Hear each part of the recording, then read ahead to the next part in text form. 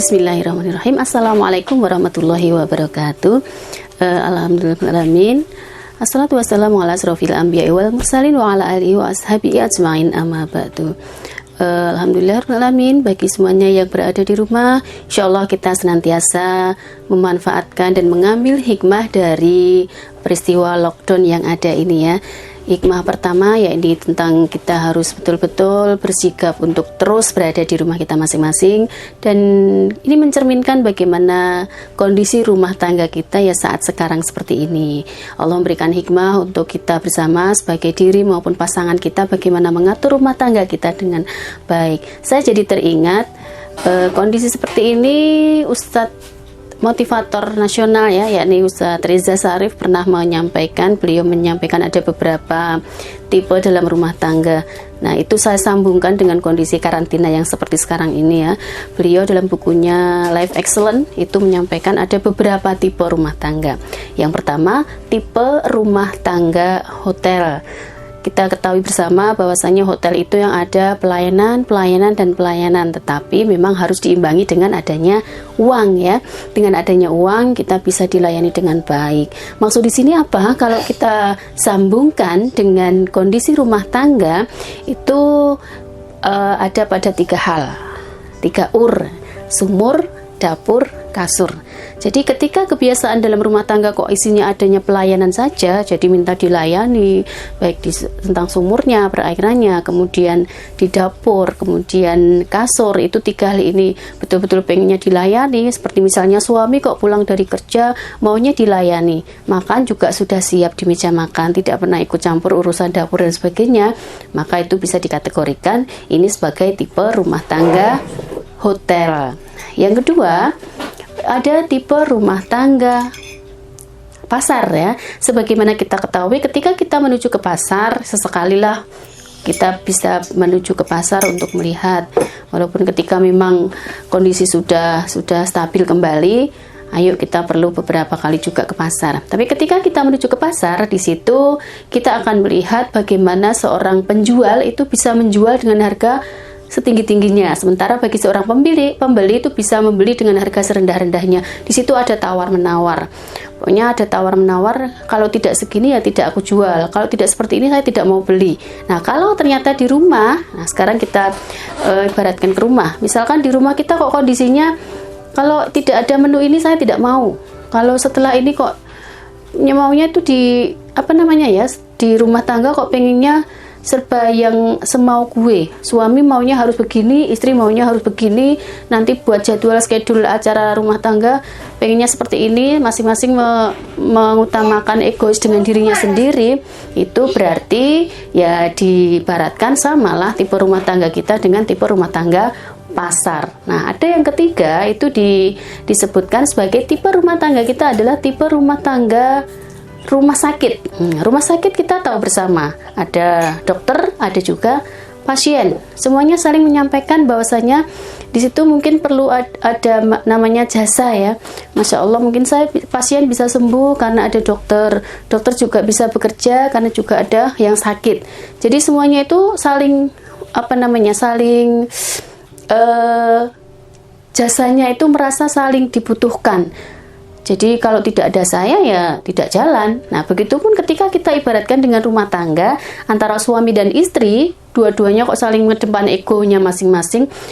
Jenengan itu suami saya ketika tidak ada saya dengan warisan yang banyak misalkan, ya belum tentu jenengan seperti sekarang ini. Begitupun ketika suami, kamu kalau tidak ada saya barangkali belum nikah sampai sekarang. Nah, itu kalau rumah tangga kok tipenya seperti itu, nah itu bisa dikategorikan sebagai tipe rumah tangga ala rumah sakit. Ada juga tipe rumah tangga kuburan. Tahu ya kuburan itu seperti apa? Ketika kita memasuki kuburan, di situ yang terjadi adalah sunyi, sepi, senyap, bahkan ada kesan horor kalau kita masuk kuburan. Nah, begitupun kalau kita mengkiaskan ke dalam rumah tangga. Di dalam rumah tangga, sepertinya anaknya banyak, putranya banyak, keluarga atau anggota keluarganya banyak, tapi semuanya diam, tanpa ada komunikasi. Kalaupun sekarang mungkin semuanya pegang HP, pegang gadget, masing-masing pegang satu-satu, semuanya ngumpul, tapi semuanya dalam dunia masing-masing, yaitu tidak ada komunikasi sama sekali, maka itu bisa dikatakan sebagai keluarga tipe kuburan. Na'udzubillah ya. Kelihatannya keluarganya banyak, tapi semuanya diam dengan dunianya masing-masing. Barangkali sang ibu asik dengan grup WA-nya yang begitu banyak, dengan grup reuni alumninya, dengan PKK, dengan teman-teman arisan dan sebagainya. Mungkin abinya atau suaminya juga sibuk dengan grupnya, grup reuni dan sebagainya. Atau anak-anaknya juga sibuk dengan grupnya masing-masing. Nah, itu bisa dikatakan keluarganya ada utuh, anggotanya banyak, ada aktivitas, tapi semuanya diam tanpa ada komunikasi. Nah, itu disamakan juga dengan keluarga tipe keluarga kuburan. Wow, sepi senyap. Nah, itu. Kemudian yang keempat ada tipe keluarga sekolah. Di situ ada 3A, asih, asah, dan asuh.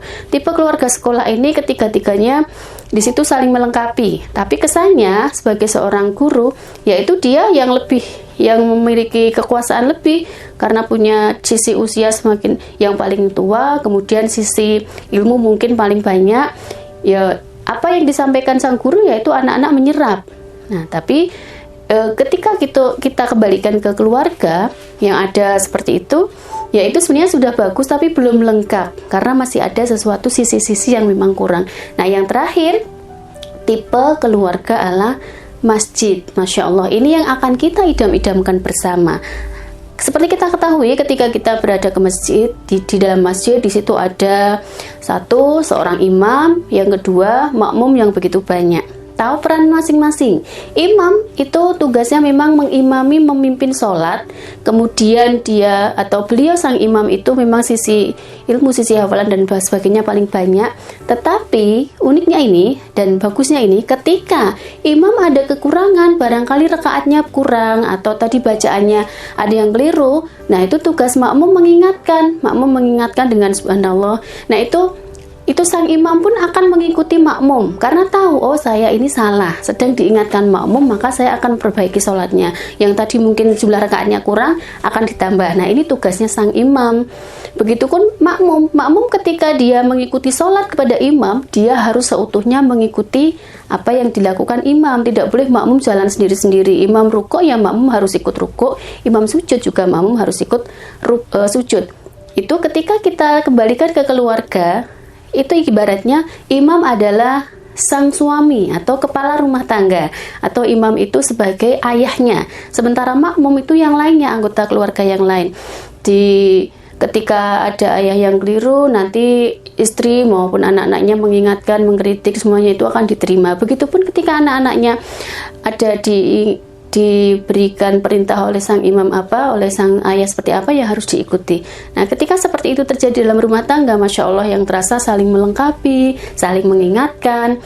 Itu pun saat dalam rumah tangga kita, di dalam rumah itu kita memposisikan rumah kita itu tidak sekedar tempat istirahat saja, tapi lebih dari itu. Rumah kita posisikan sebagai tempat untuk bermusyawarah, untuk merembuk sesuatu bersama-sama, dengan saling melingkar bersama-sama, untuk mengisi tilawah bersama-sama. Nah, itu seperti rumah tangga ala masjid. Seperti masjid juga, masjid kan tidak hanya sekedar untuk tempat sholat. Masjid sebagai tempat bermusyawarah, tempat untuk menggali ilmu, tempat untuk mengikuti kajian-kajian.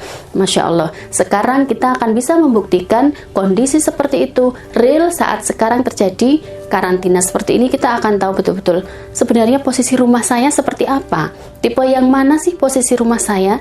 Tipe rumah saya itu tipe rumah tangga yang seperti kuburan kah? Seperti hotel kah? Seperti sekolah kah? Seperti pasar? Seperti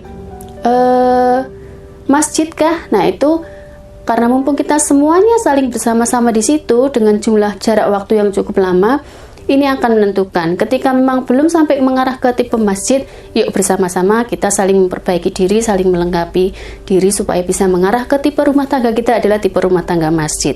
Begitupun saat pengasuhan kita kepada anak-anak, nah ini bisa diibaratkan tadi, tipe rumah tangga kita seperti apa dalam kita mengasuh anak-anak kita saat di rumah.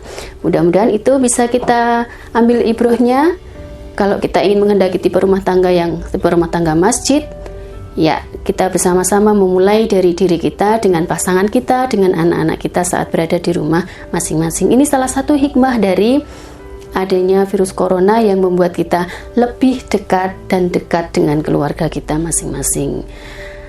Selamat berkarantina di rumah dulu, stay at home. Dari saya cukup sekian. Wassalamualaikum warahmatullahi wabarakatuh.